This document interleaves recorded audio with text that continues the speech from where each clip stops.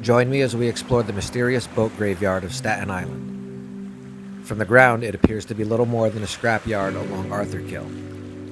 But from a drone's perspective, the scene transforms. Patterns and symmetry emerge as the ship hulls reveal themselves.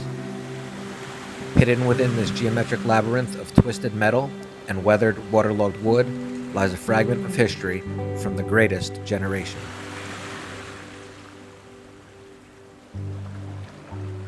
Below, there are rows of decaying vessels, tugboats, barges, and forgotten ships. Some partially submerged, others resting on the shoreline as nature slowly reclaims them. To the casual observer, it may look like waste, but from above, you can see the structure, lines of hulls, the skeletons of decks, and the geometry of maritime engineering now fading into the marsh. Urban explorers know this place as a hidden world. Drone enthusiasts see it as a canvas of shapes and textures, and history lovers recognize something deeper, the remnants of an industry and era that once shaped New York Harbor.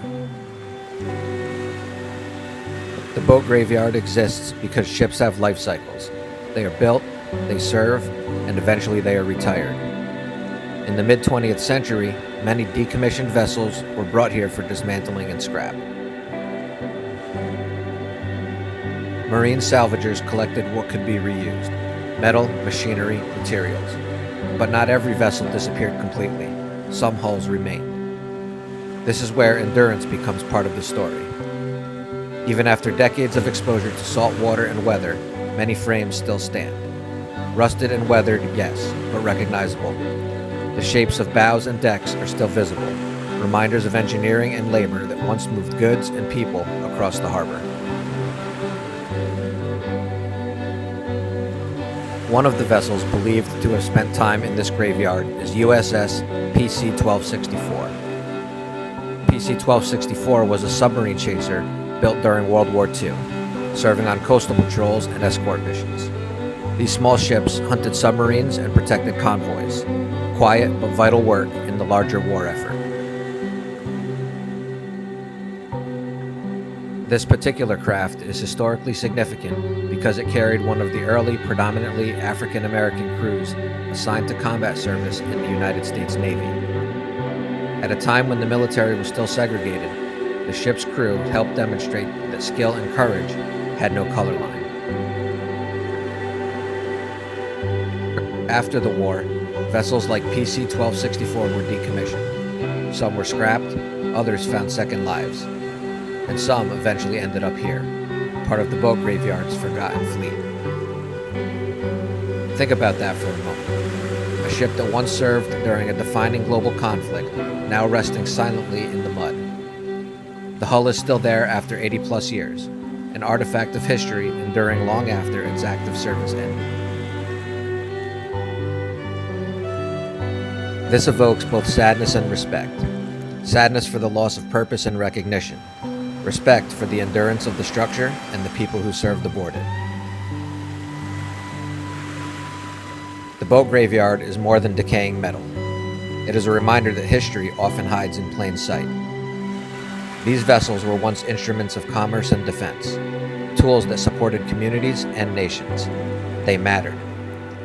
Now they lie forgotten, yet not entirely gone. The hulls remain, the geometry remains, the evidence of human ingenuity remains. That is where the theme of endurance emerges. Even in decay, something survives.